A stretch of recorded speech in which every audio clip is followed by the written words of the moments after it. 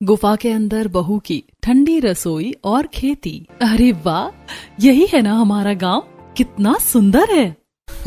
सुंदर तो है पीहू, लेकिन बाहर का टेम्परेचर देखा है, 45 डिग्री चल रहा है। तो क्या हुआ, गर्मी तो शहर में भी होती है, वहाँ एसी है, यहाँ हवा है। हाँ, वो हवा जो खुद जल रही है। प्रेम की बात में कोई झूठ नहीं था। मई के इस खौफनाक महीने में सूरज जैसे आसमान से आग के गोले बरसा रहा था। बाहर का सुंदर गांव अब सूखा और बेजान दिख रहा है। खेतों में दरारें बढ़ चुकी हैं, पेड़ों के पत्ते झुलस गए थे और गर्म हवाएं पूरे माहौल को और डरावना बना रही थी। गांव की धूल भरी सड़क तक तपने लगी थी और इसी तपिश से बचने के लिए गांव के कुछ बुजुर्ग चबूतरे की छांव में बैठे हुए थे। अरे भाई, आज तो हद हो गई, लाइट सुबह 4 बजे से अभी तक नहीं आई। अरे भाई क्या बताएं, खेत सूख गए हैं, जानवर परेशान हैं गर्मी से। तभी दूर से धूल उड़ाती हुई एक गाड़ी आती दिखाई देती है। अरे भैया, किसकी गाड़ी आ रही है? अरे लगता है अंकुश जी की गाड़ी है। तभी गाड़ी रुकती है और अंकुश जी नीचे उतरते हैं। चबूतरे पर बैठे लोग उठे और उनसे मिलने के लिए आगे आए।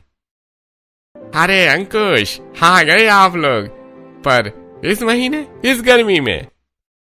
अरे क्या करें काका, हमारी बहू की जिद थी, बोली इस बार गर्मियों में गांव जाना है। हमने भी कहा चलो देख लो। अरे वाह, बहू का गर्मियों में गांव का शौक एक दिन में निकल जाएगा, देखना कल तक ये वापस शहर चलो कहने लगेगी।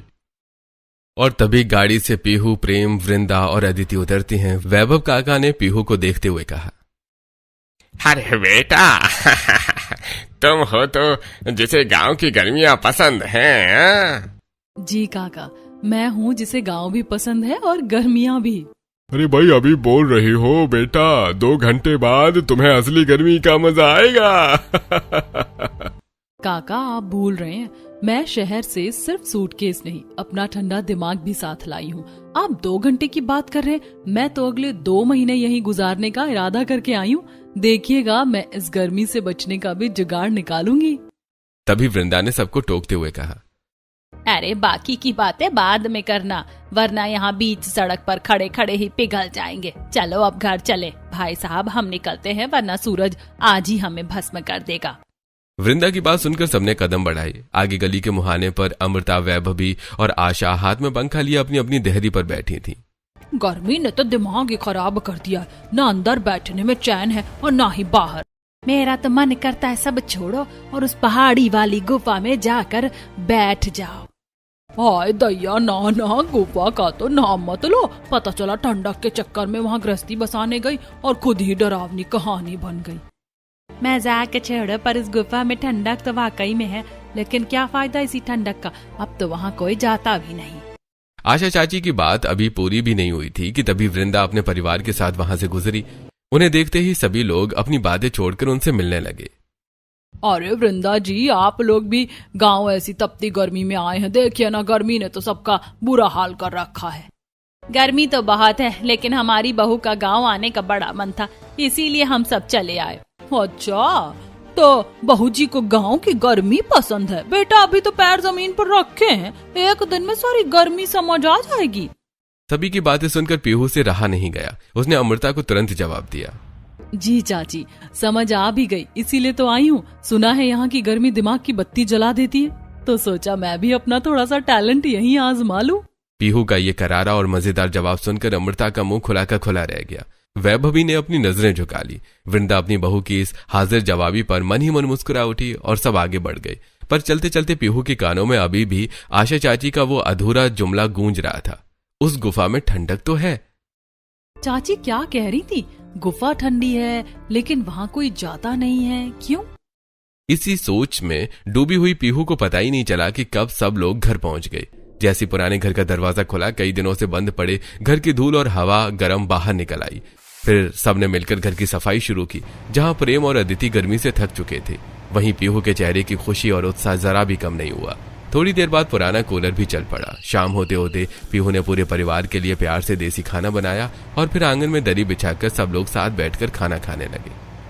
ओ गॉड भाभी, आपके इस गांव वाले एडवेंचर के चक्कर में हम यहाँ आ तो गए हैं, पर ये कूलर भी बस गर्म हवा के थप्पड़ मार रहा है। अदिति, मैंने पहले कहा था पीहू का एडवेंचर अभी शुरू हुआ है, हमारी हालत अभी से टाइट है। अरे खाना खाइए पहले, पेट भरेगा तो गर्मी भी अच्छी लगने लगेगी। जैसे ही सबने पहला निवाला लिया ही था कि कूलर की घरघराहट बंद हो गई। पूरा घर अंधेरे में छा गया, लाइट कट चुकी थी। ये लो, जिसका डर था वही हुआ। भाभी अब तो हद हो गई है, कूलर बंद, पंखा बंद, हम यहाँ कबाब बन जाएंगे। चुप रहो अतिथि, पीहू ने इतनी मेहनत से खाना बनाया है। पीहू बेटा तो फिक्र मत कर। मम्मी कोई ना कोई जुगाड़ तो होगा ही, ये गर्मी हमें हराएगी नहीं। अरे हर जगह जुगाड़ ढूंढ लेती हो, पर इस बार बताओ क्या सोच रही हो?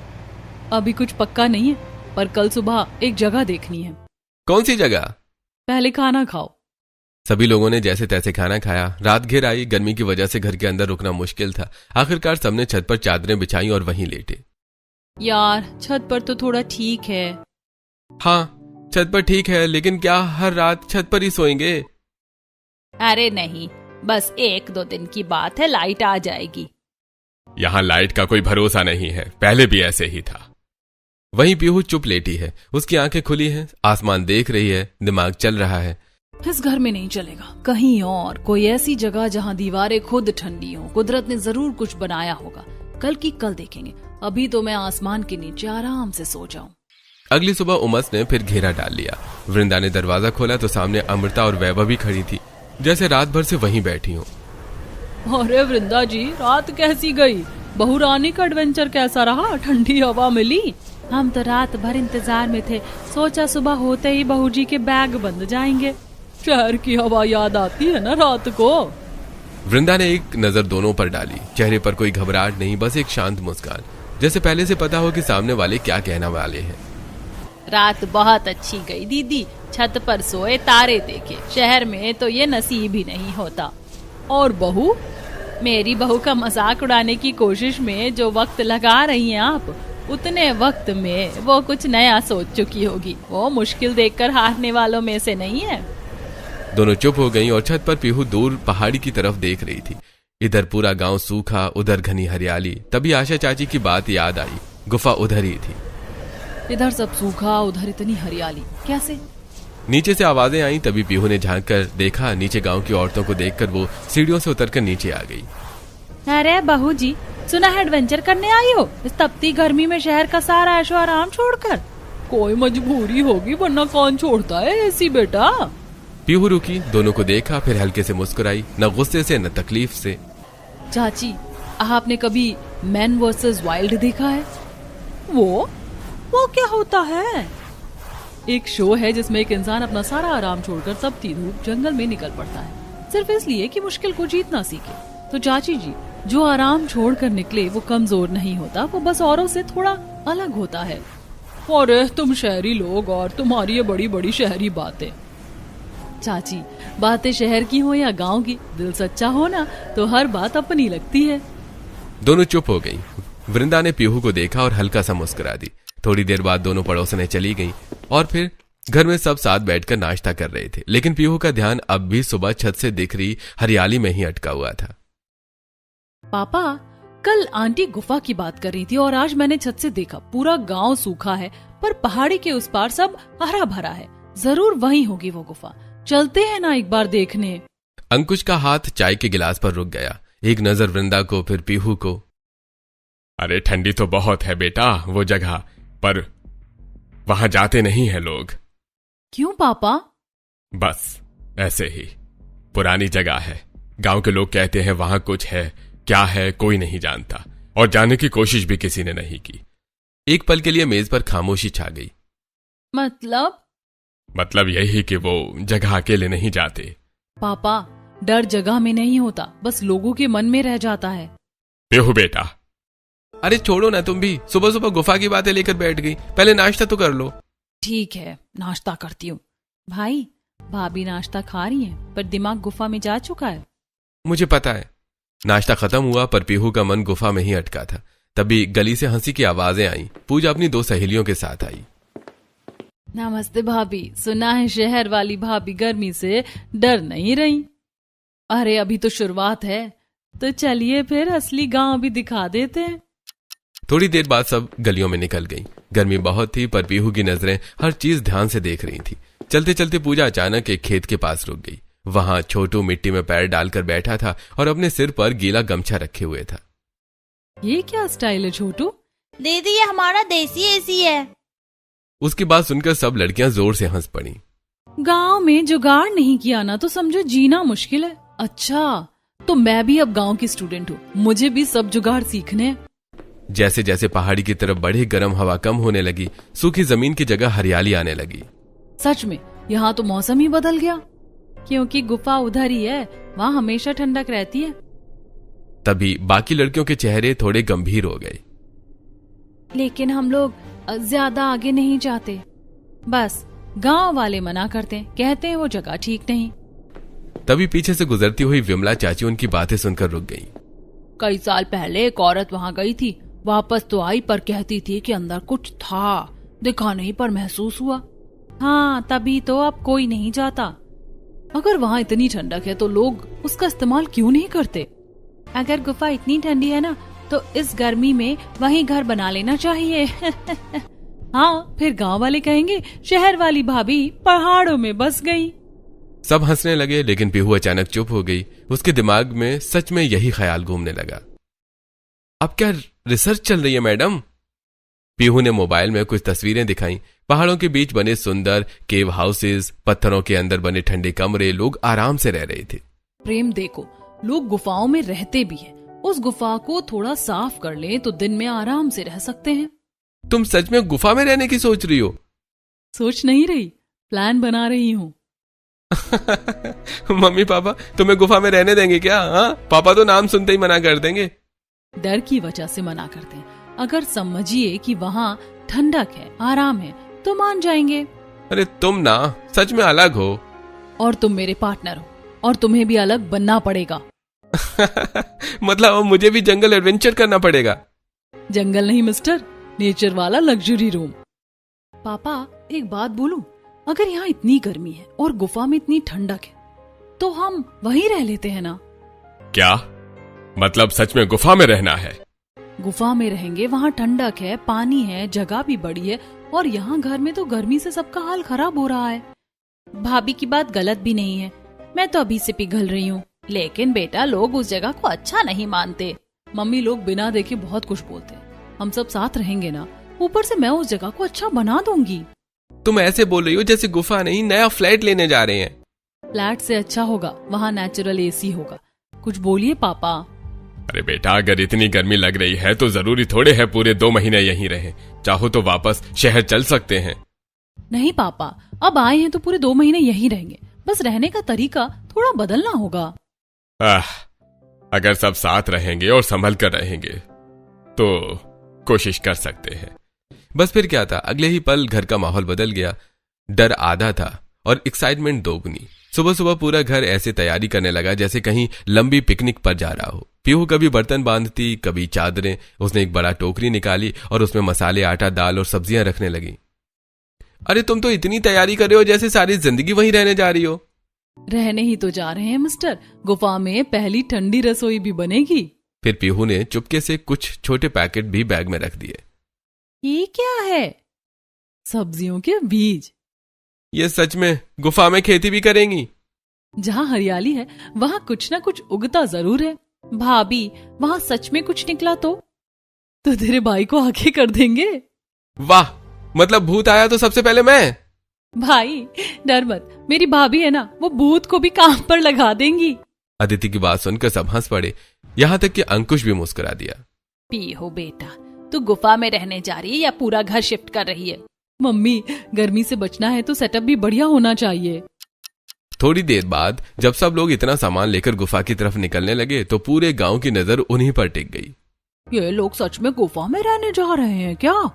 शहर वालों को भी ना गर्मी ने पूरा पागल कर दिया है, पर लड़की में हिम्मत तो है, सब सोचते हैं, करने कोई नहीं जाता। अरे अगर सच में वहाँ ठंडक निकली ना तो पूरा गांव बाद में इन्हीं के पीछे जाएगा। उधर पीहू बिना किसी की बात को बुरा माने आगे बढ़ती रही। उसके चेहरे पर डर नहीं, अजीब सा उत्साह था। जो लोग नई चीज से डरते हैं ना, वो पहले हंसते ही हैं।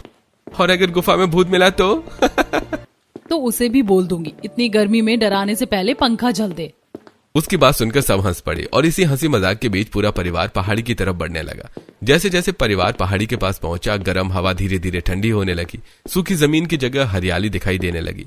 बड़े बड़े पेड़ों की छांव और ठंडी हवा ने सबको हैरान कर दिया। भाभी, आते टाइम सब लोग ऐसी बातें बोल रहे थे कि मेरा तो अभी भी डर नहीं जा रहा। पिंकी ने तो कहा था जो भी यहाँ गया वो वापस ठीक हालत में नहीं आया। तभी सबकी नजर सामने पड़ी, पहाड़ के बीच बनी बड़ी पत्थरों वाली गुफा पर। उसके पास ही साफ पानी का झरना बह रहा था। ठंडी हवा सीधे वहीं से आ रही थी। अरे यहाँ तो सच में इतनी ठंडक है। लेकिन जहां बाकी सब लोग संभल संभल कर कदम रख रहे थे, वहीं पीहू किसी छोटे बच्चे की तरह हर चीज देखकर खुश हो रही थी। वाह, ये पत्थर देखो कितने ठंडे हैं। वो कभी दीवार छूती, कभी ऊपर बनी पत्थरों की छत को देखती। और देखो ना, गुफा का मुंह भी कितना बंद है। यहाँ कोई जानवर आसानी से आ ही नहीं सकता। अरे बात तो सही कह रही है, जगह काफी सुरक्षित लग रही है। तभी पीहू की नजर गुफा के एक कोने पर पड़ी। वहां कुछ पुराने लकड़ी के टुकड़े और पत्थरों की बनी जगह थी। मुझे ना सच में लग रहा है यहाँ पहले कोई रहता था। फिर अचानक वो नीचे बैठ गई और मिट्टी हाथ में लेकर देखने लगी। अब क्या चेक कर रही हो मैडम? ये मिट्टी देखो कितनी अच्छी है। मैं ना यहाँ खेती भी कर सकती हूँ, इसीलिए अपने वेजिटेबल सीड्स लाई थी। भाभी, यहाँ लोग डर के मारे कांप रहे हैं और आप खेती प्लान कर रही हो। अरे डरने से अच्छा टमाटर उगा लो। ठीक है भाभी, मान लिया जगह अच्छी है, लेकिन यहाँ रहेंगे कैसे? हाँ मैडम, होटल की बुकिंग तो दिख नहीं रही। जब मैं आप सबको यहाँ तक लेकर आ सकती हूँ तो जुगाड़ भी कर लूंगी। बस एक शर्त है, यहाँ सबको मेरी टीम बनना पड़ेगा, सबको काम करना पड़ेगा। मैं तो पहले ही बता रही हूँ, मैं सिर्फ सुपरविजन दूंगी। वाह, काम बहू करे और मैडम ऊपर से ऑर्डर देंगी। बोलो बेटा, क्या करना है, हम तैयार हैं। बस फिर क्या था, पीहू की आंखों में वो चमक आ गई जो तब आती है जब उसका दिमाग किसी काम पर लग जाए।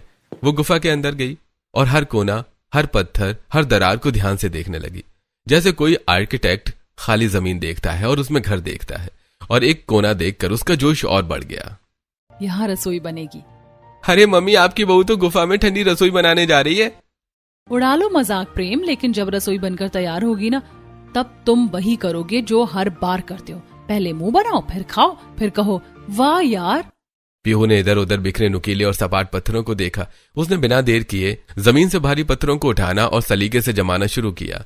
सबसे नीचे 4 मजबूत पत्थर बेस की तरह रखे, फिर उनके ऊपर एक चौड़ा और सपाट पत्थर कुछ इस तरह फिट किया कि बर्तन रखने की जगह बिल्कुल बराबर हो जाए। बीच में हवा के आने जाने का रास्ता छोड़ा और देखते ही देखते बिना ईंट या सीमेंट के पत्थरों का एक बेहतरीन देसी चूल्हा तैयार हो गया। लीजिए मम्मी, हमारा स्नो किचन तैयार है। अब इस चूल्हे से आग तो निकलेगी, पर दीवारों की ठंडक चेहरे पर पसीना नहीं आने देगी। अरे वाह पीहू बेटा, तूने तो पत्थरों को भी काम पर लगा दिया। ये तो बिल्कुल शहर के मॉडर्न किचन जैसा प्लेटफॉर्म बन गया। पत्थरों का चूल्हा तो ठीक है, पर धुआं? पीहू एक पीवीसी पाइप की तरफ इशारा करते हुए कहा। देखिए, ये पीवीसी पाइप प्रेम जो मैं अपने साथ लेकर आई थी। ये पाइप गुफा की उस छोटी सी दरार से बाहर निकलेगा, सारा धुआं बाहर और सारी ठंडक अंदर। इसे कहते हैं इंजीनियर बहू का देसी जुगाड़। भाभी, आपको ये सब आता भी है? यूट्यूब और मम्मी दोनों से सीखा है। और थोड़ा क्रेडिट अपनी इस मम्मी को भी दे दो बेटा। थोड़ा क्या, सारा क्रेडिट आपको ही जाता है मेरी प्यारी मम्मी जी। चूल्हा बना तो पीहू ने गुफा का पूरा कोना देखा, थोड़ी देर रुकी, फिर मुंह बना लिया। नहीं नहीं, ऐसे तो बिल्कुल अनऑर्गेनाइज लग रहा है। अरे मैडम, ये गुफा है, 2 BHK फ्लैट नहीं है। क्या हुआ, गुफा भी सुंदर लग सकती है। चलो कुछ लकड़ियां और बड़े पत्थर लेकर आओ। पापा, ये शुरू हो गई। अरे लो, तो चलो बेटा, जब बहू ने ठान लिया है तो पूरा तो करना पड़ेगा। प्रेम और अंकुश बाहर से लकड़ियां और पत्थर लाने लगे। उधर पीहू और वृंदा ने मिलकर गुफा की दीवार के साथ छोटी छोटी शेल्फ जैसी जगह बनाई, पत्थर जमाकर एक के ऊपर एक। देखते ही देखते मसालों के डिब्बे एक तरफ सज गए, बर्तन दूसरी तरफ। चूल्हे के ऊपर लकड़ी की पतली टहनियों से एक छोटा सा स्टैंड भी बन गया। अरे वाह, ये तो सच में रसोई जैसी लगने लगी। भाभी, आपने गुफा को किचन में बदल दिया। अभी तो शुरुआत है मैडम। तभी उसकी नजर गुफा के ठीक बाहर नरम पड़ी मिट्टी पर पड़ी, जहां झरने की नमी जमीन तक आती थी। वहां मिट्टी एकदम काली और उपजाऊ थी। पीहू रुकी और फिर उसके चेहरे पर वो मुस्कान आई जो प्रेम को अच्छी तरह पहचान आती थी। पीहू, अब क्या? अब कुछ नहीं, प्लीज। ये देखो, जो वेजिटेबल सीड्स में लेकर आई थी, अब वक्त आ गया है कि उनका इस्तेमाल किया जाए। और देख लेना, कुछ दिन बाद यहाँ हमारी अपनी सब्जियां उगेंगी। पीहू, तुम बीज भी साथ लाई थी? जहाँ जाओ बीज साथ रखो, कभी काम आते हैं। अरे बहू, तू गुफा में रहने नहीं, पूरा नया घर बसाने आई है। घर दीवारों से नहीं बनता पापा, लोगों से बनता है, और रसोई की खुशबू से। थोड़ी देर बाद पीहू ने चूल्हे पर सब्जी चढ़ा दी। झरने के ठंडे पानी और देसी मसालों की खुशबू से पूरी गुफा महक उठी। वाह भाभी, गुफा में भी इतना टेस्टी खाना। अभी तो बाहर से लाई सब्जियों से खाना बना रही हूँ, लेकिन फिर देखना धीरे धीरे यहीं अपनी सब्जियां उगेंगी और उनका टेस्ट, उफ, सोचकर ही मुंह में पानी आ रहा है। अरे बस भी करो मैडम जी, पहले ये वाली सब्जी आराम से खा लें। आपकी खेती को फलने फूलने में अभी थोड़ा टाइम लगेगा। वहीं बैठकर सब हंसते मुस्कुराते खाना खाने लगे। बाहर झरने के बहने की मीठी आवाज थी और गुफा के अंदर ठंडी हवा। पहली बार इस गर्मी में सबको सच्चा सुकून महसूस हो रहा था। ठीक है भाभी, खाना हो गया, अब सोएंगे कहाँ? हाँ मैडम, आपका 5 स्टार रूम कहाँ है? मुझे इतना कम मत समझो मिस्टर प्रेम। धुआं हो या प्राइवेसी, सबका इंतजाम है मेरे इस जुगाड़ू दिमाग में। थोड़ी ही देर में पीहू के कहने पर प्रेम और अंकुश जी को बाहर से सूखी घास, बांस की खपच्चियां और बड़ी लकड़ियां ले आई। पीहू ने गुफा के दोनों कोनों में पड़े भारी पत्थरों को स्टैंड की तरह इस्तेमाल किया और उन पर लकड़ियां टिका दी। फिर ऊपर से सूती चादरें और पुरानी साड़ियां डाल दी गईं। देखते ही देखते गुफा के भीतर छोटे छोटे हवादार कमरे तैयार हो गए। भाभी, ये तो किसी लग्जरी कैंपिंग जैसा लग रहा है। यकीन नहीं होता कि बाहर 45 डिग्री और यहाँ मुझे चादर ओढ़नी पड़ रही है। अरे ये तो सच में घर जैसा लग रहा है। अरे बहू को एडवेंचर का शौक है, लेकिन दिमाग भी खूब चलता है। सब अपने अपने बिस्तर पर लेट गए। बाहर गर्म हवाएं चल रही थीं, लेकिन गुफा के अंदर ठंडी हवा और सुकून था। अगली सुबह गांव में सबकी बातें बस उसी गुफा को लेकर थीं। पूरा एक दिन हो गया, कोई खबर ही नहीं आई। मुझे तो डर लग रहा है कहीं सच में कुछ गड़बड़ ना हो गई हो। अरे पहले भी लोग वहां जाने से डरते थे, यूं ही नहीं डरते थे। दिन धीरे धीरे गुजरने लगे। बाहर पूरा गांव अब भी गर्मी से परेशान था, लेकिन गुफा के अंदर सबकी जिंदगी बदल चुकी थी। सुबह पीहू सबसे पहले झरने के पास बनी अपनी छोटी सी खेती देखने जाती। उसने टमाटर, मिर्च, धनिया, लौकी और भिंडी के बीज लगाए थे। हर दिन मिट्टी से छोटी छोटी हरी पत्तियां निकलती देख उसके चेहरे की खुशी बढ़ जाती। देखो देखो, धनिया निकल आया। भाभी, आप सब्जियों को ऐसे देख रही हो जैसे बच्चे स्कूल में फर्स्ट आ गए हो। उधर रसोई भी अब पूरी तरह जम चुकी थी। सुबह चूल्हे पर गर्मा गर्म पराठे बनते, दोपहर में झरने के ठंडे पानी के पास बैठकर सब खाना खाते और रात को ठंडी हवा में बातें करते। सच कहूं, इतने सुकून से तो हम शहर में भी नहीं रहे। गांव वाले अब भी दूर से पहाड़ी की तरफ देखते रहते। सबको इंतजार था कि आखिर गुफा से क्या खबर आएगी।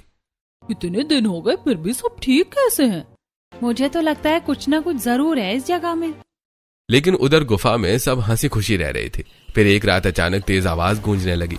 हवा जोर जोर से चल रही थी। बाहर पेड़ों की सरसराहट और झरने की आवाज मिलकर डरावना माहौल बना रही थी। भाभी, ये कैसी आवाज है? ये कैसी आवाज थी? सब डर गए, लेकिन पीहू बिल्कुल शांत थी। अरे डरिए मत, इतने दिनों से यहाँ रह रहे हैं ना, कुछ हुआ क्या? तो फिर ये आवाज? चलो बाहर चलकर देखते हैं। बाहर तेज तूफानी हवा चल रही थी। बड़े बड़े पेड़ हवा से टकराकर जोर जोर से हिल रहे थे। झरने का पानी पत्थरों से टकराकर गूंज पैदा कर रहा था।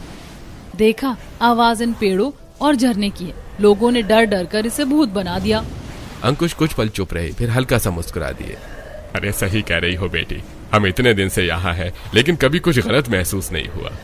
उस रात के बाद सबका डर लगभग खत्म हो चुका था। अब गुफा सच में घर जैसी लगने लगी थी। फिर कुछ दिनों बाद दोपहर के समय जब पीहू अपनी छोटी सी खेती में पानी डाल रही थी, तभी बाहर किसी के कदमों की आवाज आई। लगभग 30 साल का एक आदमी धीरे धीरे गुफा की तरफ बढ़ रहा था। कौन है भाई? मैं विवेक। वो गांव में सुना कि आप लोग सच में यहाँ रह रहे हैं, इसलिए देखने चला आया। विवेक गुफा के अंदर का माहौल देखकर खुद हैरान रह गया। एक तरफ रसोई सजी थी, दूसरी तरफ सब आराम से बैठे थे। ठंडी हवा अंदर तक जा रही थी। आप लोगों को डर नहीं लगा यहाँ पे?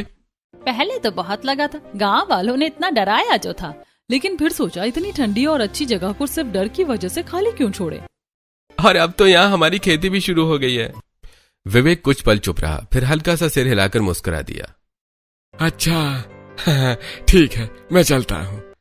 लड़का वापस चला गया। उधर शाम होते होते मौसम और भी ठंडा हो गया था। पीहू और प्रेम गुफा के पीछे की तरफ घूमते घूमते चले गए।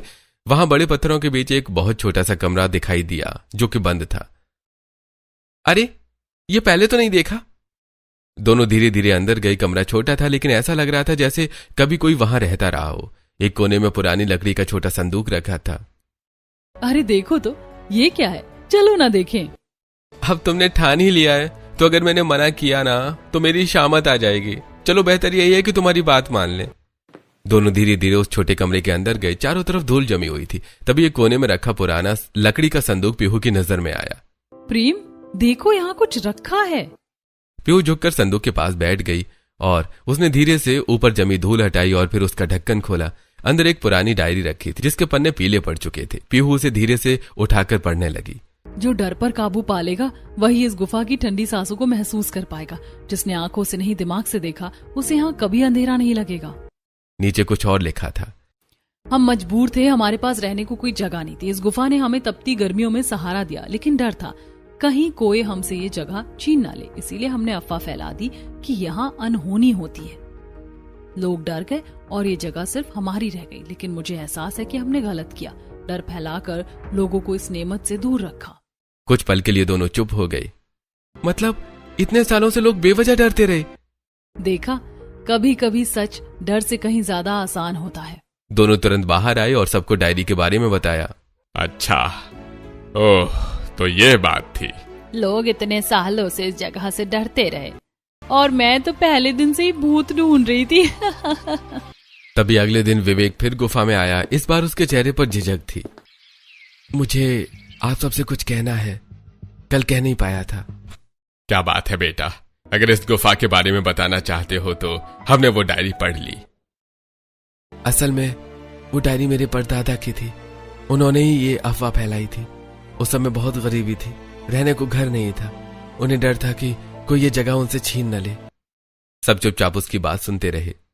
बाद में उन्हें अपने किए का बहुत अफसोस रहा। जब उन्हें पता चला कि अब कोई यहाँ रहने आया है तो वो बहुत खुश हुए। उन्होंने बस एक बात कही थी, जो डर को हरा देगा असली ठंडक वही पाएगा। पीहू और प्रेम एक दूसरे को देखकर मुस्कुरा दिए। आप लोगों ने सच में डर पर जीत पाई है। चलिए अब मैं चलता हूँ। उसके जाने के बाद धीरे धीरे पूरी बात गांव में फैल गई। गांव वाले गुफा में आए, इस बार बिना किसी डर के। हमने तो बेकार में उस जगह को डरावना बना रखा था। और तुम्हारी बहू सच में बहुत समझदार निकली वृंदा जी। डर ने इतने साल लोगों को गुफा से दूर रखा और एक बहू ने आकर सब बदल दिया। अब गांव वाले भी धीरे धीरे गुफा तक आने लगे। कोई झरना देखने आता, कोई ठंडी हवा महसूस करने। उधर पीहू की छोटी सी खेती भी अब हरी होने लगी थी। टमाटर लाल होने लगे थे, भिंडी निकल आई थी और धनिया की खुशबू पूरी जगह महका रही थी। लो चाची, ये हमारी गुफा वाली पहली सब्जियां। अरे वाह बहू, गुफा में खेती भी सच कर दी तुमने। धीरे धीरे पूरी गर्मी, हंसी, खेती, ठंडी हवा और साथ बैठकर खाए गए खाने में गुजर गई। फिर आखिर वो दिन भी आ गया जब उनकी छुट्टियां खत्म हो गईं। सब लोग सामान बांधकर वापस शहर लौटने लगे। सच कहूँ भाभी, अब ये गुफा छोड़ने का मन नहीं कर रहा। जिस जगह से लोग डरते थे आज वही सबसे प्यारी लग रही है। हमारी बहू ने साबित कर दिया कि डर के आगे जीत है। सभी लोग हंस पड़े। जाते वक्त पीहू ने एक आखिरी बार पीछे मुड़कर गुफा को देखा। ठंडी हवा अब भी वही बह रही थी, लेकिन अब उस जगह में डर नहीं, अपनापन बसता था। डर ने जिसे वीरान रखा, प्यार ने उसे घर बना दिया। और फिर गाड़ी धीरे धीरे गांव से दूर निकल गई। लेकिन गुफा की वो ठंडी रसोई और छोटी सी खेती हमेशा सबकी यादों में बस गई।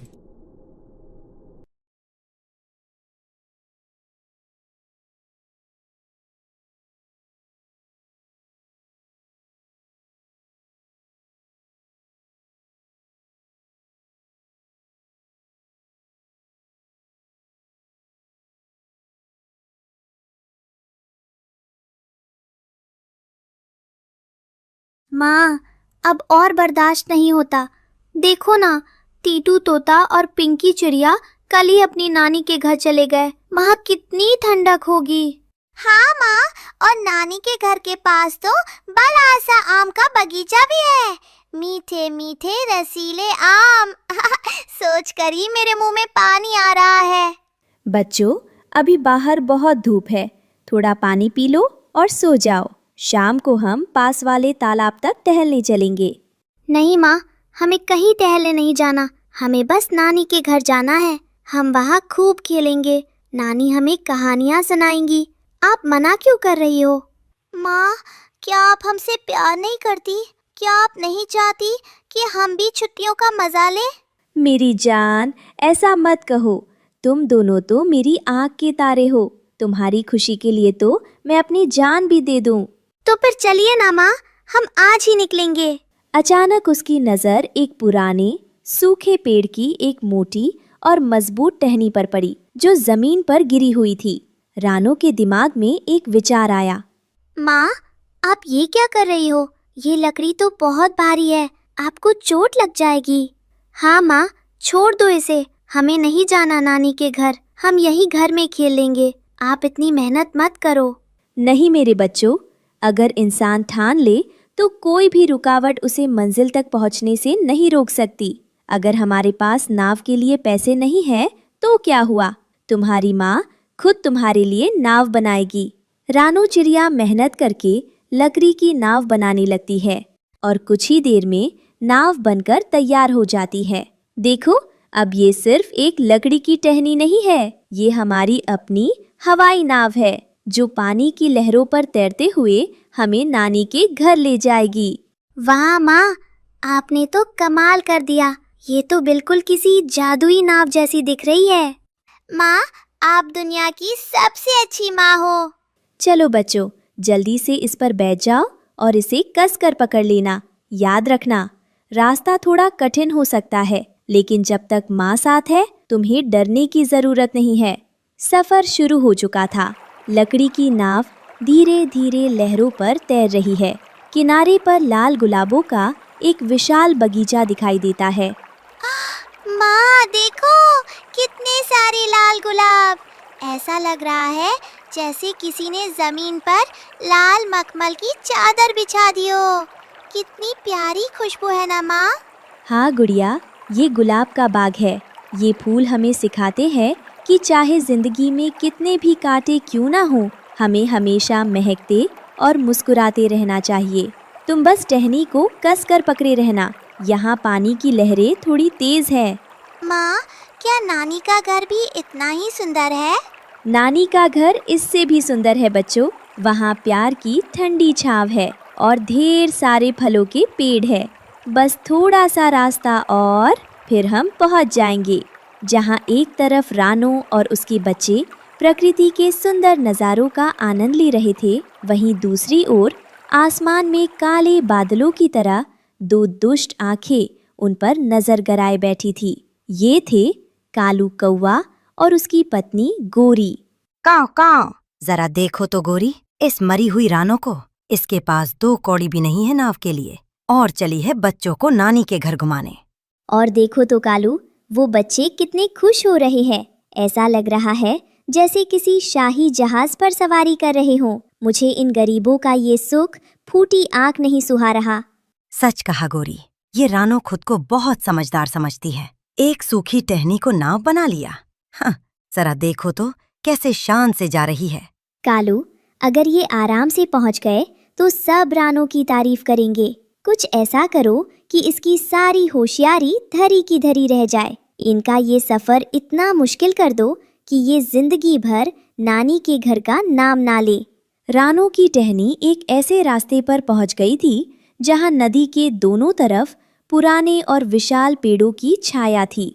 रानो को एहसास नहीं था कि ऊपर घनी पत्तियों के बीच काल बनकर कालू कौवा बैठा है। बस थोड़ा सा और, एक आखिरी वार और रानो का खेल खत्म। कालू कौवा एक भारी और सूखी डाल को एक कुल्हाड़ी से काटने में लगा था ताकि नाव का रास्ता रोका जा सके। माँ, वो देखो, ऊपर उस पेड़ की डाल इतनी जोर जोर से क्यों हिल रही है? वहाँ तो हवा भी नहीं चल रही। कालू ने अपना काम कर दिया था। भारी लकड़ी अब सीधे बच्चों के ऊपर काल बनकर गिरने वाली थी। बच्चों, हिलो मत, जहाँ बैठे हो वहीं जम जाओ। टहनी को कस कर पकड़ लो। रानो चिड़िया चप्पू तेजी से हिलाने लगती हैं और नाव तेजी से आगे निकल जाती है। ठीक उसी पल वो भारी डाल धड़ाम की आवाज के साथ पानी में गिरती है। बाल बाल, बाल बाल बच गए मेरे बच्चों। तुम दोनों ठीक तो हो? कहीं चोट तो नहीं लगी? माँ, मैं बहुत डर गई थी। मुझे लगा वो लकड़ी हमें पानी में ले जाएगी। हमें नानी के घर नहीं जाना माँ, हमें डर लग रहा है। बेटा, भगवान हमारे साथ है, तुम बस हिम्मत मत हारना। चलो, अब हम धीरे धीरे आगे बढ़ेंगे। ये रानो तो बहुत किस्मत वाली निकली, पर कब तक बचेगी? आगे का रास्ता और भी खतरनाक है। रानो की लकड़ी वाली नाव धीरे धीरे आगे बढ़ रही थी। रास्ते में हरिया तोता और हरियाली तोती मिलते हैं। अरे रानो बहन, तुम यहाँ? और ये तुम लकड़ी की नाव पर बैठकर कहाँ जा रही हो? और साथ में नन्हे कुकू और गुड़िया भी हैं। रानो बहन, ये तो बड़ा जोखिम भरा काम है, इतनी दूर इस लकड़ी नाव के सहारे। क्या करूं भाई, बच्चों की जिद थी कि नानी के घर जाना है। पैसे थे नहीं तो बस ममता ने रास्ता दिखा दिया। बस वही पूछना था भाई, क्या हम सही रास्ते पर है? रास्ता तो यही है बहन, पर आगे का सफर थोड़ा कठिन है। अब नदी सक्रिय हो जाएगी और सामने बड़े बड़े पहाड़ आएंगे। पहाड़ों के ऊपर हवा बहुत तेज चलती है। शुक्रिया हरिया भाई, शुक्रिया हरियाली बहन। आपकी सलाह और इस फल के लिए बहुत धन्यवाद। अब हमें निकलना चाहिए। ईश्वर तुम्हारी रक्षा करे रानो बहन, संभल कर जाना। सूरज धीरे धीरे पहाड़ों के पीछे छिप रहा था। तभी उसे सामने चमेली का वो पेड़ दिखा जहां उसकी पुरानी सहेली मीनू मौसी रहती थी। अरे, मेरी आंखों को ये क्या दिख रहा है? रानो और ये बच्चे? और तुम इस लकड़ी नाव पर बैठकर कहाँ से आ रही हो रानो? मीनू मौसी, बस बच्चों को नानी के घर ले जा रही हूँ। आओ आओ, आज की रात तुम लोग कहीं नहीं जाओगे।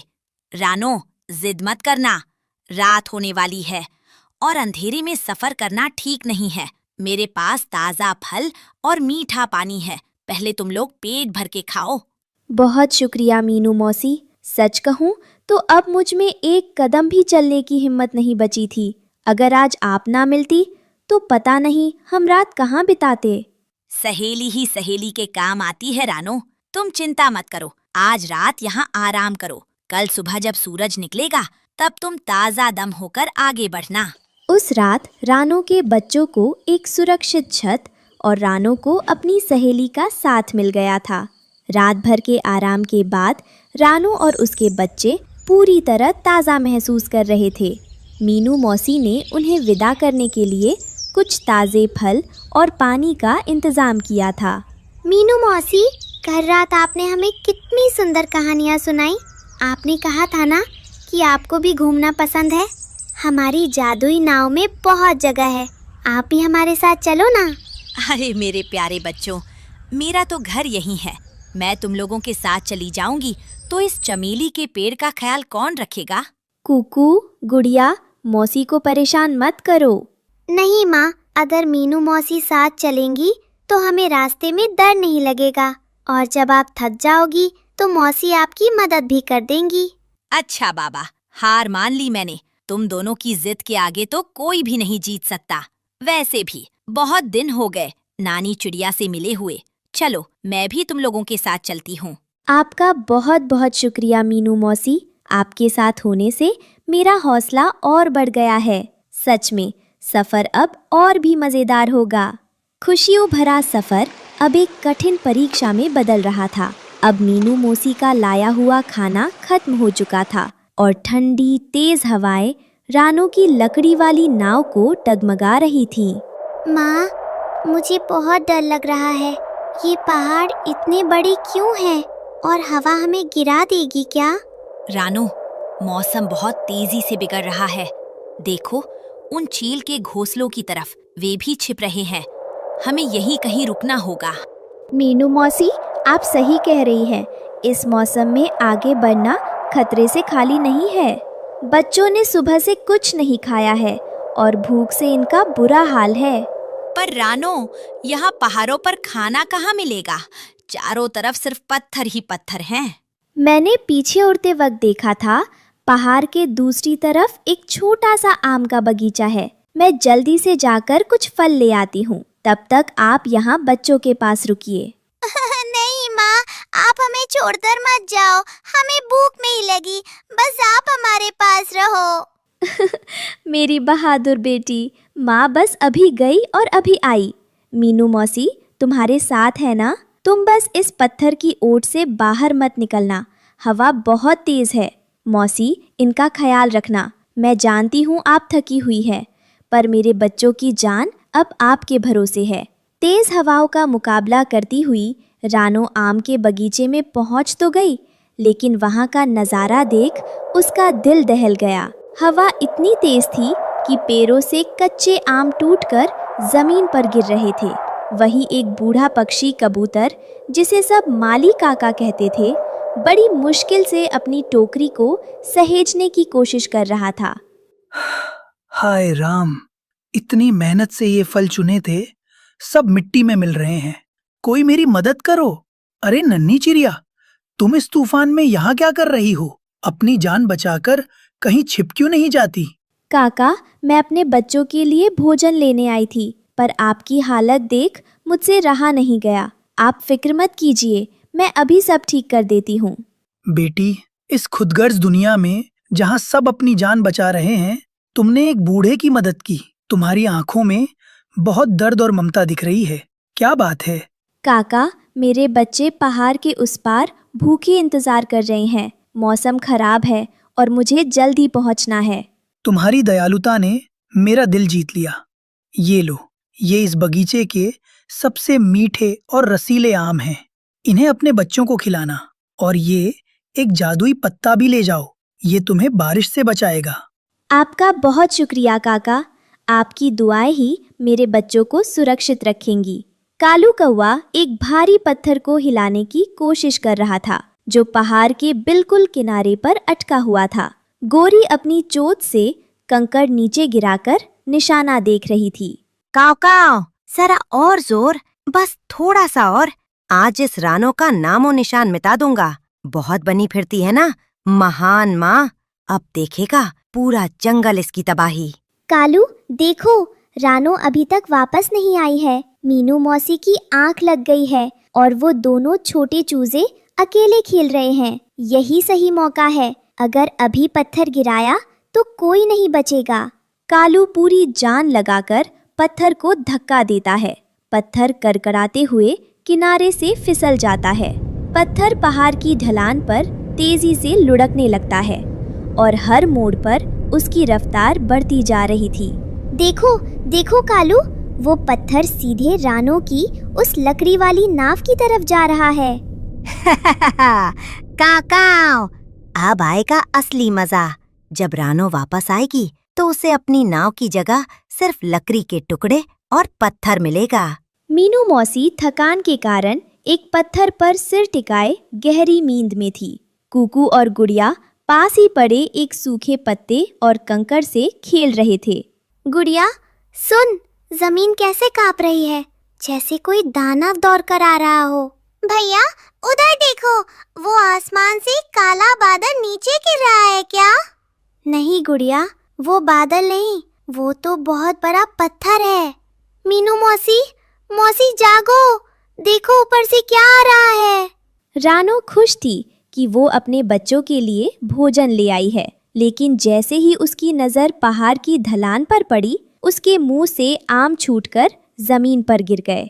उसकी दुनिया उजड़ने वाली थी। कुकू, गुड़िया हटो वहां से, भागो। बच्चे पत्थर को देखकर जम गए। रानो पहुंचती है और बिना सोचे समझे उड़ते हुए बच्चों को जोरदार धक्का देती है। बच्चे दूर घास पर जाकर गिरते हैं। मेरे बच्चों को बचा लो। जैसे ही रानो बच्चों को सुरक्षित धक्का देती है, वह खुद पत्थर की चपेट में आ जाती है। पत्थर रानो के छोटे से शरीर से टकराता है और उसे दबाते हुए रुक जाता है। क्या हुआ?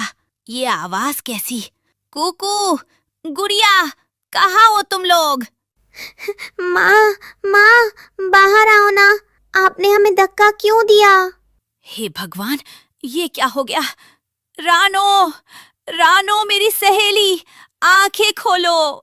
एक माँ ने अपनी ममता का कर्ज चुका दिया था। उसने अपने बच्चों के कल के लिए अपना आज कुर्बान कर दिया। माँ, आंखें खोलो ना, देखो हम नानी के घर पहुँचने वाले हैं। मेरे प्यारे बच्चों, हमेशा साथ रहना। मीनू मौसी, इनका ख्याल रखना। रानो ने बच्चों को बचाते हुए अपनी जान दे दी। माँ का प्यार दुनिया में सबसे ऊपर है। इस कहानी से हमें सीख मिलती है कि माँ की ममता का कोई मोल नहीं होता। वह अपनी संतान की रक्षा के लिए अपनी जान की बाजी भी लगा सकती। एक रंग बिरंगी खिलौना ट्रेन स्टेशन पर खड़ी थी। ट्रेन की सीटें छोटी छोटी थी और हर डिब्बा अलग रंग का था, लाल, नीला, पीला, हरा। तभी टिकट लेकर सबसे पहले चढ़े मिकी माउस। चलो दोस्तों, आज की सवारी धमाकेदार होगी। फिर आई डोनाल्ड डक, जो अपनी टोपी ठीक करते हुए बोले, क्वैक क्वैक, मैं खिड़की के पास बैठूंगा। आउट, बच्चों का पसंदीदा छोटा रोबोट भागते हुए चढ़ा और बोला, मैं ड्राइवर बनूंगा। चू चू चलो। ट्रेन ने चू चू की आवाज की और धीरे धीरे चल पड़ी। सबने सीट बेल्ट बांध ली। मिकी ने म्यूजिक चलाया, छुक छुक रेल चली और सबने मिलकर गाना शुरू कर दिया। अचानक ट्रेन एक झूले की तरह गोल घूमी। सब जोर से हंसे। डोनाल्ड थोड़ा डर गया और बोला, ये रेल है या झूला? आउट बोला, ये है मजेदार खिलौना ट्रेन, हर मोड़ पर सरप्राइज है। ट्रेन सुरंगों से निकली, पहाड़ियों पर चढ़ी और एक बबल वाले पुल पर से गुजरी। मिकी ने कैमरा निकाला, चलो सेल्फी टाइम। आखिर में ट्रेन स्टेशन पर रुकी। सबने मिलकर कहा, क्या मस्ती भरी थी ये सवारी। और ट्रेन बोली, चू चू, फिर मिलेंगे।